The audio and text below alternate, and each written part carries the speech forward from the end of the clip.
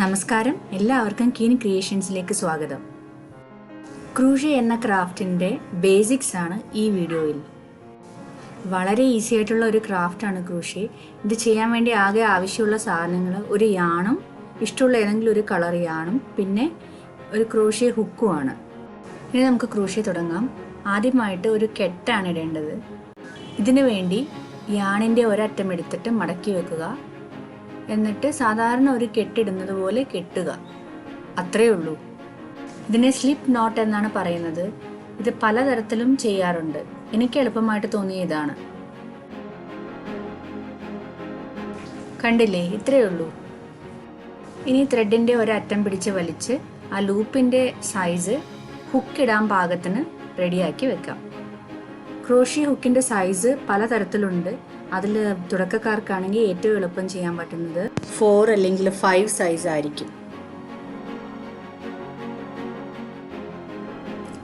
ഹുക്കെടുത്ത് ലൂപ്പിനകത്തേക്ക് ഇട്ട് അത് ഈസി ആയിട്ട് ആ ലൂപ്പിനകത്ത് മുകളിലേക്കും താഴേക്കും പോകാൻ പറ്റണം. ആ രീതിയിലേക്ക് ആക്കി വെക്കുക. ഇനി നമുക്ക് കെട്ടൊന്ന് അഴിച്ചു നോക്കാം. ഇത് ഇത്രയേ ഉള്ളൂ. ത്രെഡിൻ്റെ ഒരറ്റം പിടിച്ച് വലിക്കുകയാണെങ്കിൽ കെട്ട് എളുപ്പത്തിൽ അഴിഞ്ഞു വരും. ക്രൂഷേ ക്രാഫ്റ്റിൻ്റെ ഏറ്റവും വലിയ അഡ്വാൻറ്റേജ് ഇതാണ്. അതായത് വർക്കിൻ്റെ ഏത് പോയിന്റിൽ വെച്ച് നമുക്ക് ഈ ത്രെഡ് മുഴുവനും അഴിച്ചു മാറ്റാവുന്നതാണ്. നമുക്ക് ഒന്നുകൂടെ ഒരു സ്ലിപ്പ് നോട്ട് ഇടാം. ത്രെഡ് മടക്കി വെച്ചിട്ട് സാധാരണ ഉള്ള പോലെയുള്ള ഒരു കെട്ട്. ആദ്യം തന്നെ ശരിയായെന്ന് വരില്ല. ഒരു 2-3 തവണ ചെയ്ത് നോക്കുമ്പോഴത്തേക്കും അത് പെർഫെക്റ്റായി വരും. ഇപ്പോൾ ഞാൻ ചെയ്ത് കാണിച്ച പോലെ ഒരു തവണ നോട്ട് ഇട്ടതിന് ശേഷം പിന്നെയും ആ കെട്ട് അഴിച്ച് പിന്നെയും ചെയ്ത് പഠിക്കാവുന്നേ ഉള്ളൂ. നമ്മുടെ തമ്പ്, റൈറ്റ് കൈയുടെ തമ്പ് ഹുക്കിൻ്റെ ഫ്ലാറ്റ് ആയിട്ടുള്ള സ്ഥലത്ത് അമർത്തി വെക്കുക. ഇനി ത്രെഡ് പിടിക്കുന്ന രീതി ശ്രദ്ധിച്ചോളൂ. വർക്കിംഗ് ത്രെഡ് എപ്പോഴും വിരലുകളുടെ ഇടയിൽ ഇങ്ങനെ പിടിക്കുക. കുറച്ച് ലൂസായിട്ട് ഇങ്ങനെ പിടിക്കുക.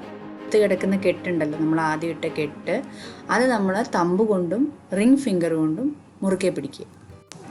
യാണിൻ്റെ പുറകുവശത്തുകൂടെ ഹുക്ക് കൊണ്ടുപോയി അതിനെ കൊളുത്തി നമ്മുടെ ലൂപ്പിൽ കൂടെ താഴേക്ക് വലിച്ച് എടുക്കുക. ഇതിന് ചെയിൻ സ്റ്റിച്ച് എന്നാണ് പറയുന്നത്. ഈ ചെയിൻ സ്റ്റിച്ചാണ് മിക്ക ക്രൂഷേ വർക്കിൻ്റെയും ഫൗണ്ടേഷൻ സ്റ്റിച്ച്. ഒന്നുകൂടെ നോക്കാം.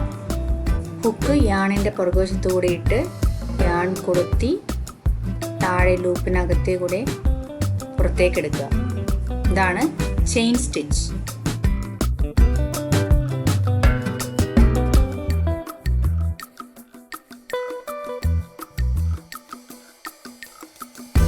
ആദ്യമായിട്ട് ചെയ്യുന്നവർക്ക് കൈകളൊക്കെ വേദനയും ചെറിയ ബുദ്ധിമുട്ടുകളൊക്കെ ഉണ്ടാവാൻ സാധ്യതയുണ്ട് ഈ ത്രെഡൊക്കെ പിടിച്ച് വെക്കാൻ.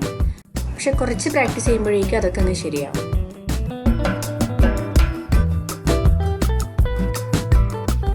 ഞാൻ നേരത്തെ പറഞ്ഞ പോലെ ഈ ക്രാഫ്റ്റിൻ്റെ ഏറ്റവും വലിയ അഡ്വാൻറ്റേജ് എന്ന് പറയുന്നത് നമുക്ക് ഏത് പോയിന്റിൽ വെച്ചും വർക്ക് നിർത്തി അത് തെറ്റിപ്പോവുകയാണെങ്കിലോ അല്ലെങ്കിൽ നമുക്ക് വേണ്ടാന്ന് തോന്നുകയാണെങ്കിലോ നമുക്ക് തിരിച്ച് സ്റ്റിച്ചസ് മുഴുവനും അഴിച്ച് യാൺ ഫ്രീ ആക്കി എടുക്കാം വേറെ വർക്ക് ചെയ്യാനായിട്ട്. ഇപ്പോൾ ഇവിടെ ഞാൻ കുറച്ച് ചെയിൻ സ്റ്റിച്ചസ് ചെയ്തിട്ടുണ്ട്. തൽക്കാലം ഇത്രയും മതി. അപ്പോൾ ചെയിൻ സ്റ്റിച്ച് എങ്ങനെയാണ് ചെയ്യുന്നതെന്ന് മനസ്സിലായി കാണുമല്ലോ. ഇനി അടുത്ത സ്റ്റിച്ചിലേക്ക് കിടക്കാം. ക്രൂഷേയിലെ അടിസ്ഥാനമായ സ്റ്റിച്ചസിൽ ഒന്നാണ് സിംഗിൾ ക്രൂഷേ എന്ന് പറയുന്നത്. സിംഗിൾ ക്രൂഷേ, ഡബിൾ ക്രൂഷേ, ട്രിപ്പിൾ ക്രൂഷേ, അങ്ങനെ 3 സ്റ്റിച്ചസ് ആണ് അടിസ്ഥാനമായിട്ടുള്ളത്. ആദ്യം സിംഗിൾ ക്രൂഷേ എങ്ങനെയാണ് ചെയ്യുന്നതെന്ന് നോക്കാം.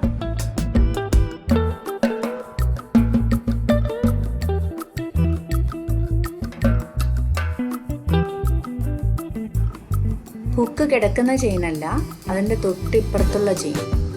ഹുക്ക് കിടക്കുന്ന ചെയിൻ കണ്ടില്ലേ, ഇതല്ല. അതിന് തൊട്ടപ്പുറത്തെ ചെയിനിലേക്ക് ഹുക്കിട്ട ശേഷം കൊളുത്തി താഴേക്ക് വലിക്കുക. ഇപ്പോൾ ഹുക്കിൽ 2 ലൂപ്പാണുള്ളത്.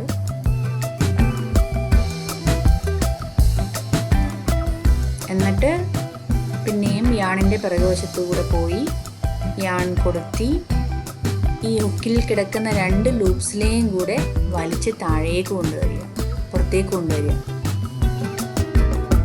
ഇതാണ് ഒരു സിംഗിൾ ക്രോഷേ സ്റ്റിച്ച് എന്ന് പറയുന്നത്. കണ്ടില്ലേ?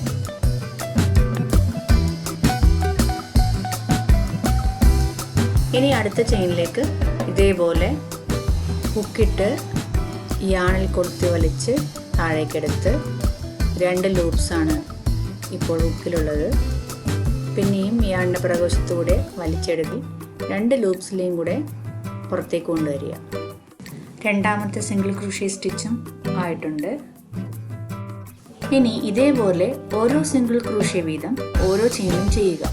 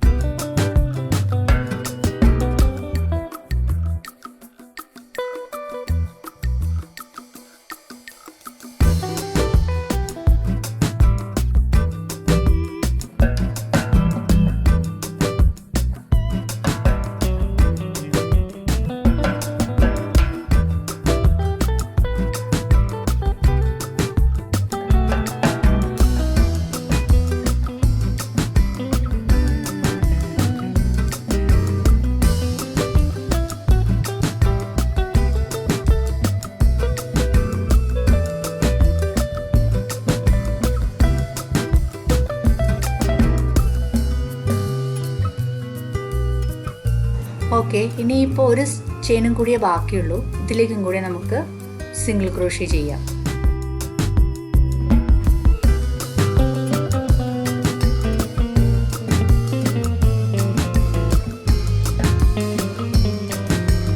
ഇപ്പോൾ ഒരു റോ സിംഗിൾ ക്രോഷേ കംപ്ലീറ്റ് ആയിട്ടുണ്ട്.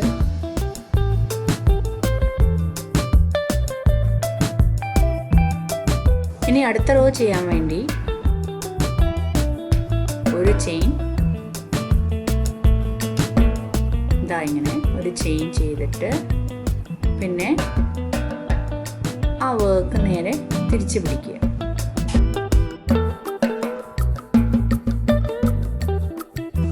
ഇനി ആ ചെയിൻ കിടക്കുന്ന സ്റ്റിച്ച് വിട്ടിട്ട് തൊട്ടടുത്ത സ്റ്റിച്ചിലേക്ക്, അതായത് സിംഗിൾ ക്രോഷിയുടെ മുകൾ ഭാഗത്തുള്ള ചെയിൻസ് അതിലേക്കൂടെയാണ് ഇനി അടുത്ത സിംഗിൾ ക്രോഷി നമ്മൾ ചെയ്യാൻ പോകുന്നത്.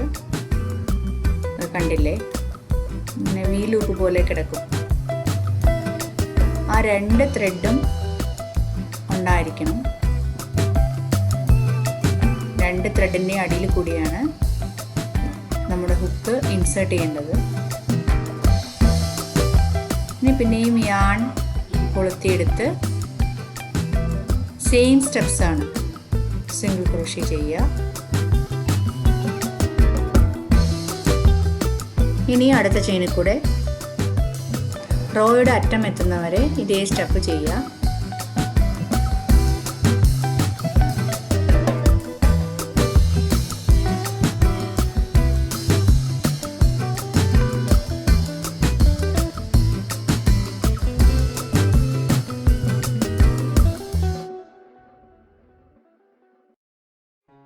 നിങ്ങൾക്ക് ബോറടിക്കാതിരിക്കാൻ വേണ്ടിയാണ് ഫോർവേഡ് ചെയ്തിരിക്കുക.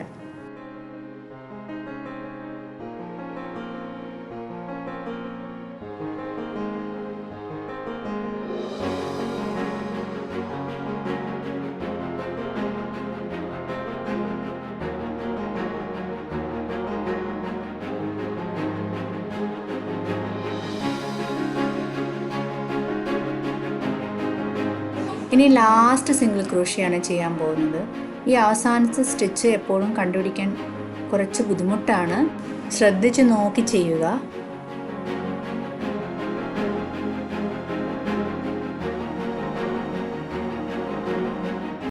ഇപ്പോൾ 2 റോസ് സിംഗിൾ ക്രോഷി ചെയ്തിട്ടുണ്ട്.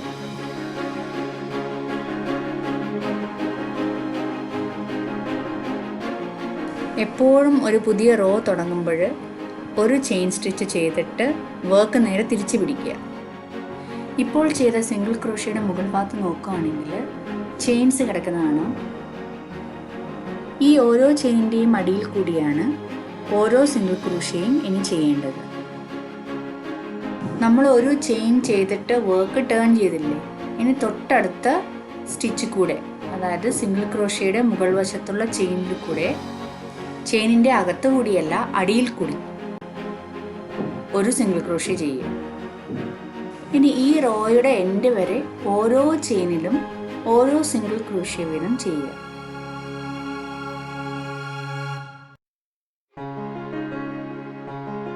ഒരു റോ കൂടെ കംപ്ലീറ്റ് ആയിട്ടുണ്ട്. താഴത്തെ റോ ചെയിൻ സ്റ്റിച്ച്, അതിൻ്റെ മുകളിൽ സിംഗിൾ ക്രോഷ്യ സ്റ്റിച്ചസ്. ഇനി അടുത്ത റോ ചെയ്യാൻ വേണ്ടി ഒരു ചെയിൻ സ്റ്റിച്ച് ചെയ്യുക, പിന്നെ വർക്ക് തിരിച്ചു പിടിക്കുക, സിംഗിൾ ക്രോഷ്യേസ് ചെയ്യുക.